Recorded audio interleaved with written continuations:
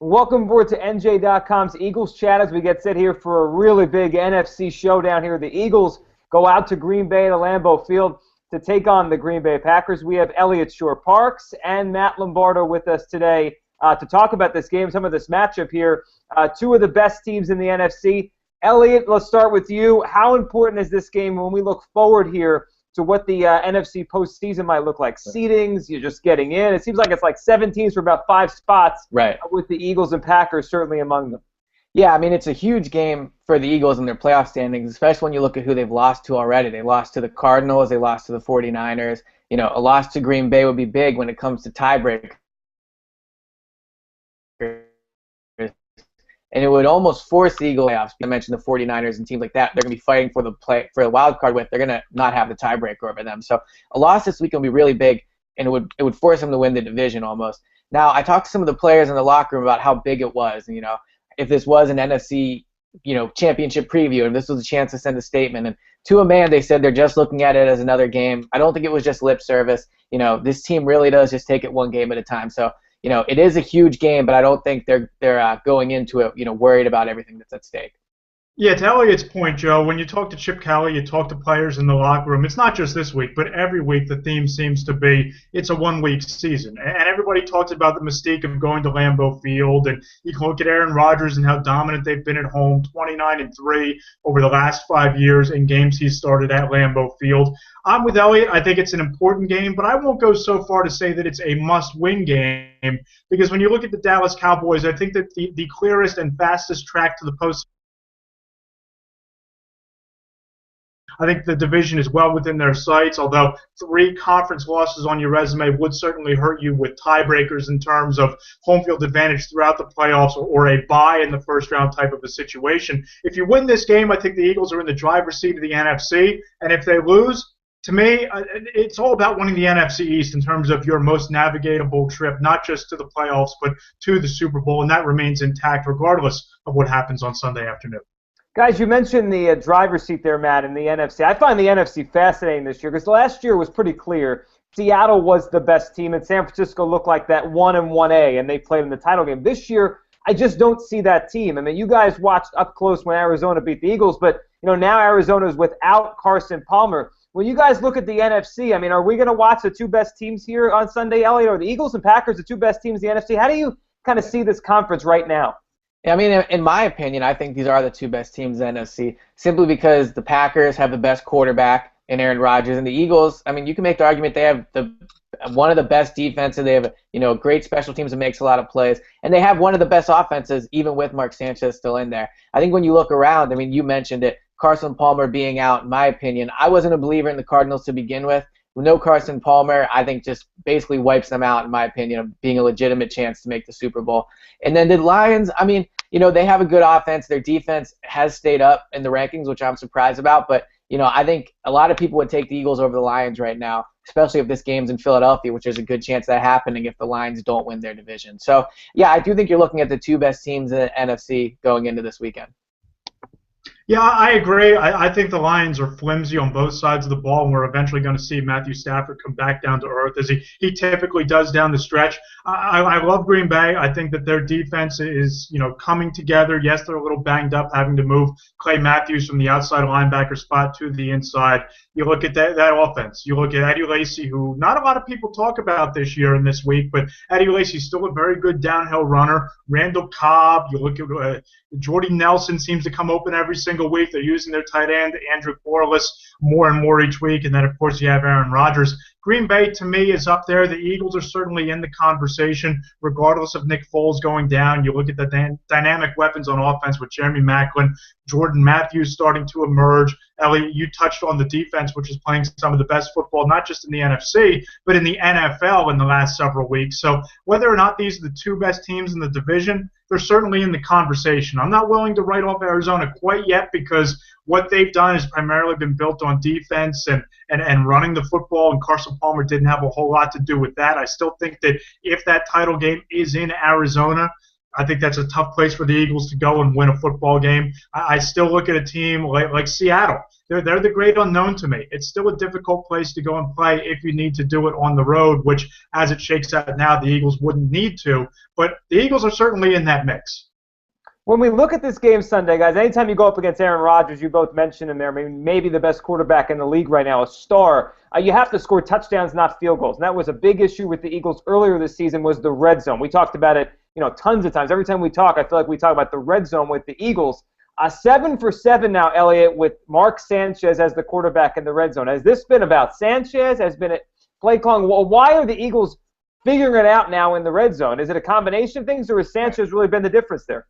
I mean, I think Sanchez has been the difference. He's 7 for 7 since coming in and getting them into the end zone. And I think the biggest issue Nick Foles was having this season was simply accuracy. I mean, it was fundamental, but because of those fundamental problems and mechanical problems, with his feet, it was affecting his accuracy. And Sanchez has come in, and he's been fairly accurate. I mean, in the 7 quarters he's played, he's done very well. He's had a few miscommunication throws, but no throws where he had the guy and he just flat out missed him. And in the red zone, that's where it matters the most because, the windows shrink, there's more bodies in a smaller amount of space, and you have to have that pinpoint accuracy. I mean, you look at the touchdown he had to Jordan Matthews, and it was his first touchdown against the Texans. That was a beautifully placed ball. Nick Foles has made that throw before, but he wasn't playing at the level right there where I'm so sure he could have made it. So the biggest difference has been Sanchez and the accuracy, just simply because he's been able to execute the plays that Chip Kelly's calling.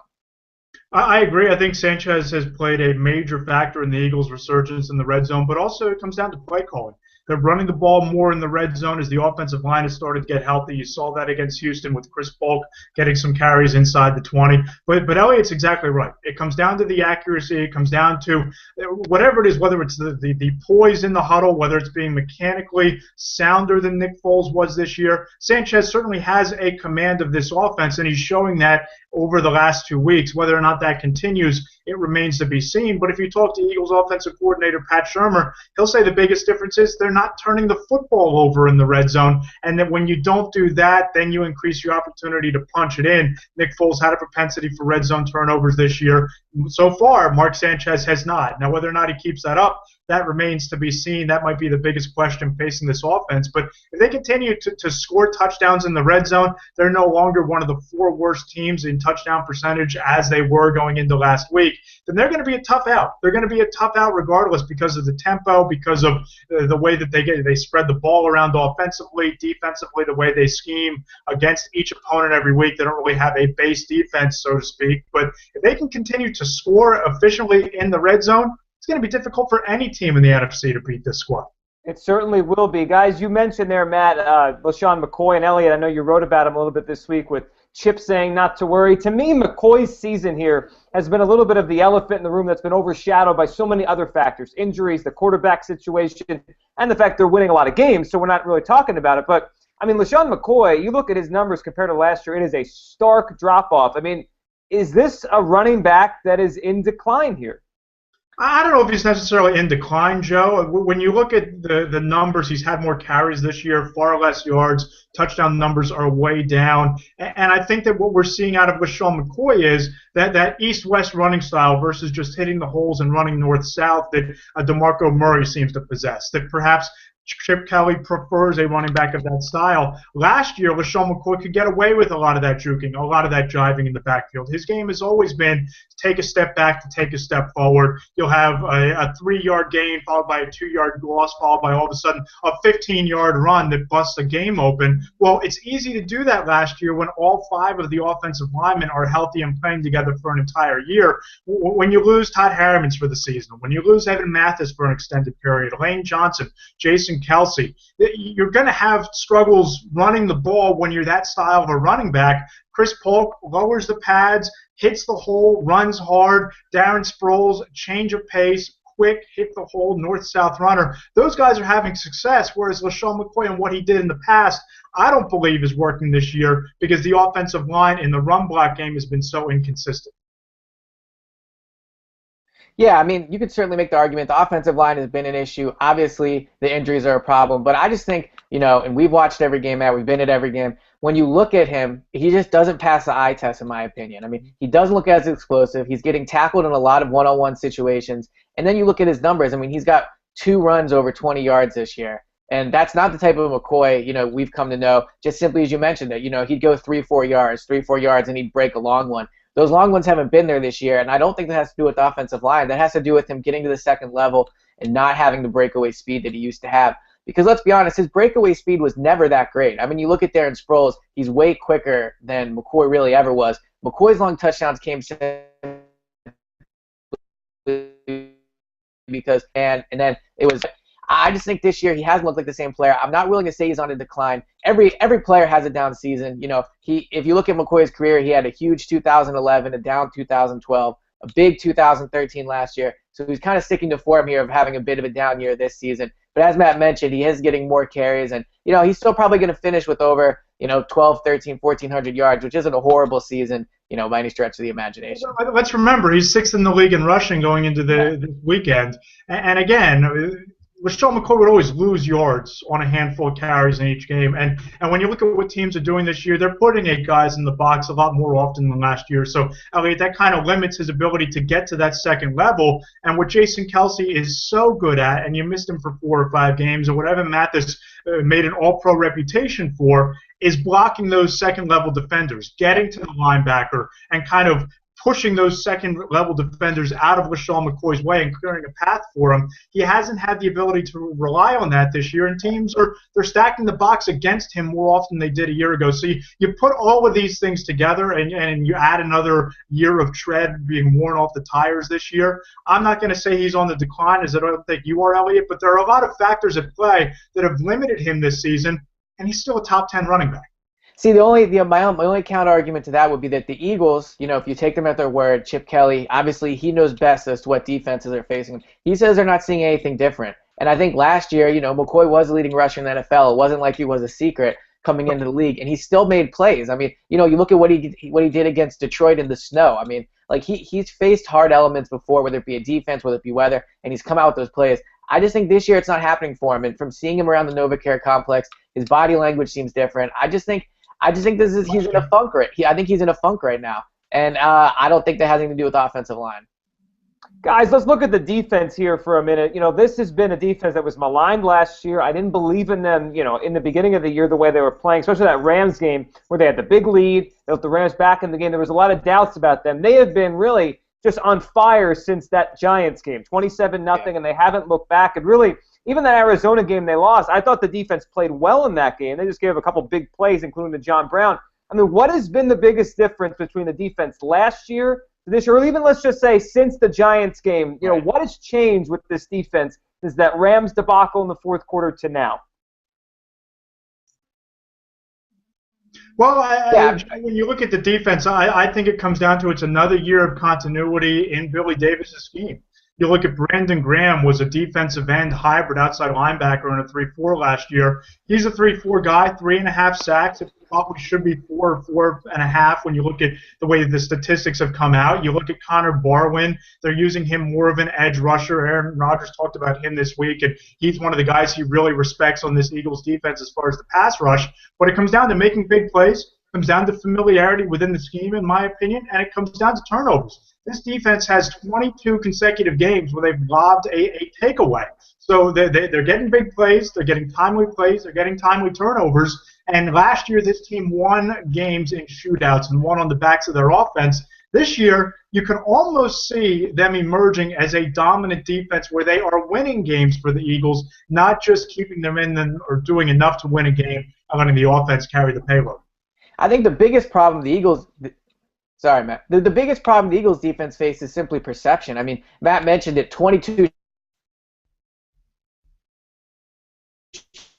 straight games with a turnover. That carries well into last season. Went through a string over 20 points. They were among the tops in the league last season at getting after the quarterback. I mean, this defense has played well. I think it's just a bit of a perception that, they are a weak unit on the team because offense does play so well. But you look at some of their losses last year, even the playoff game, they only allowed, I think, 24 or 25 points to the Saints, which, in today's NFL is not a bad performance. And 3 of those points came on the last drive. So, this season, I think, all you're seeing is the defense is just stepping it up a notch from an already good unit. And in the last 4 games, they're only allowing an average of 14.5 points, which, I mean, that's almost unheard of in today's NFL with all the offensive rules and how much the passing game is stressed. So, yes, the secondary struggles at times, but they have arguably by far the best pass rush in the entire NFL. I mean, coming into Monday night's game, they were getting at quarterbacks 34% of the dropbacks, and that number must have skyrocketed after Monday night. I have to look up and see what the latest figure is, but I think it's just perception. I mean, the reality is, perception is they're not a good defense. The reality is they're just one of the best defenses in the NFL, and we should come to expect good performances from them.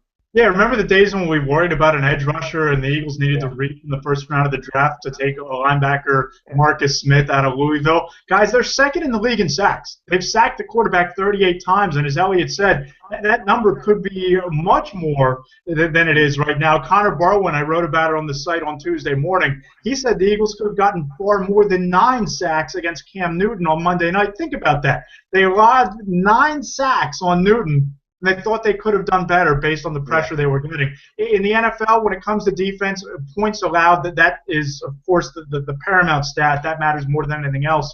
In terms of playing defense and building a reputation and leading to those lower point totals, it comes down to pressure. It comes down to getting at the quarterback. It comes down to a pass rush. And as Eliot said, that's been the strength of this defense so far this season. Well, look, guys, if they're going to have a chance on Sunday to slow down Aaron Rodgers the way he's playing right now, they're going to need a pass rush. Now, you mentioned 22 straight games, all the turnovers they generated every single game.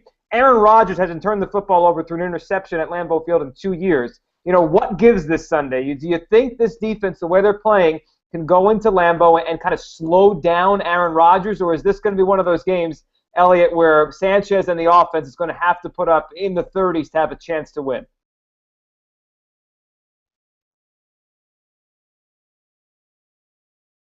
I mean, yeah, Sanchez, good game for your offense. I think he's something like 41-10 at Lambeau over his career. So I mean, he's very tough to beat. The Eagles could lose this game, and it's not a red flag situation. Sanchez could play bad, and there's no reason. You don't have to throw the red flag in terms of being worried. The defense could get lit up, and that wouldn't be a worry. This is arguably the best team in the NFC they're going to face this Sunday at home in the cold at Lambeau.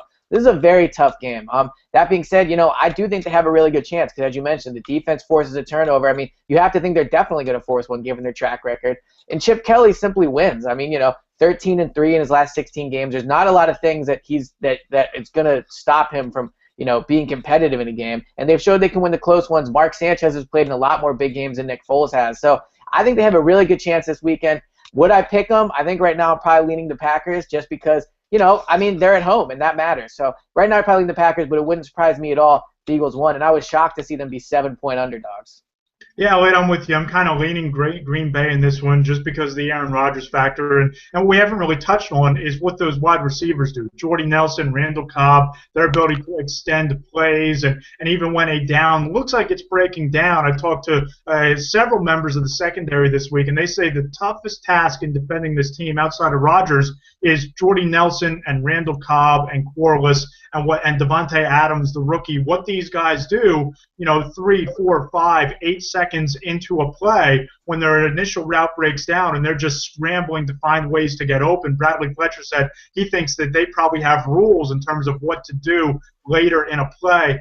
That's something this team hasn't really faced so far this year. So you look at Aaron Rodgers, you look at that factor. You look at playing in the cold weather of Lambeau Field, and I get it. Everybody says that it's just another week, it's just another stadium. I think there is something to be said for Green Bay's home field advantage in that building. I think that if the Eagles are going to win this game, and they're probably going to score close to 30 points anyway, just because I'm not entirely sold on that Green Bay Packer defense. I think Jordan Matthews has another big game. I wouldn't be surprised if we see Zach Ertz kind of break out of the funk that he's been in the last several weeks. But is 30 points enough against Aaron Rodgers, who threw 6 touchdowns in the first half last week?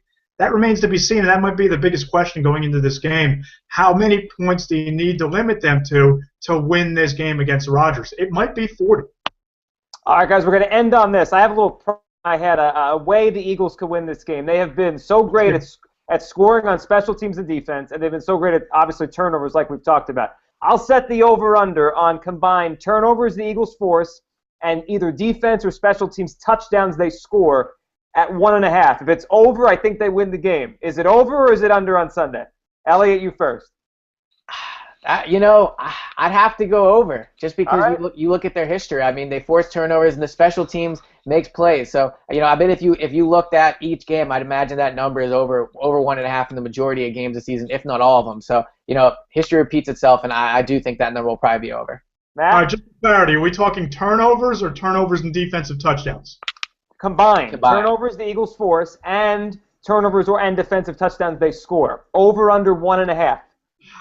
I got to go under. I think that one is a turnover. One is getting greedy against Aaron Rodgers at Lambeau Field. To convert that to a touchdown or a special team score, that's going to be tough to repeat. But again, they might not need it. If this turns out to be a shootout and the Eagles have the ball last in the fourth quarter and it's 37-34, 2-minute drill, Mark Sanchez under center or in the shotgun, and you get the ball last, you might not need that defensive touchdown because you'll have the ball last. And to me, that's how you score. Whoever has the football last in this game, that's who wins. Can I make that my pick, Eliot, this week? Because I'm kind of hedging my bets on both sides of this game. It's kind of crazy to think. We have a backup quarterback going into Lambeau Field, Sanchez, who struggled with the Jets, and nobody's concerned about how he'll play. I'm not saying that's right or wrong. It's just we just talked about the game for a half hour, and we didn't once mention if Sanchez will be able to get the job done. So we'll see if Sanchez can do it. But I think there's maybe there's a lot of optimism there when it comes to Sanchez. Yeah, I agree. That's true. I think it's just an assumption, or he's going to get the job done, and this offense will move the ball. We'll see if he does, and if he does, I'm sure he'll make some more Sanchez fans in Philadelphia. Guys, enjoy the game. Appreciate a few minutes here. It should be fun. 4:25 on Sunday afternoon. Eliot, Shorr-Parks, Matt Lombardo for NJ Advanced Media. Thanks, guys. Thanks, Joe.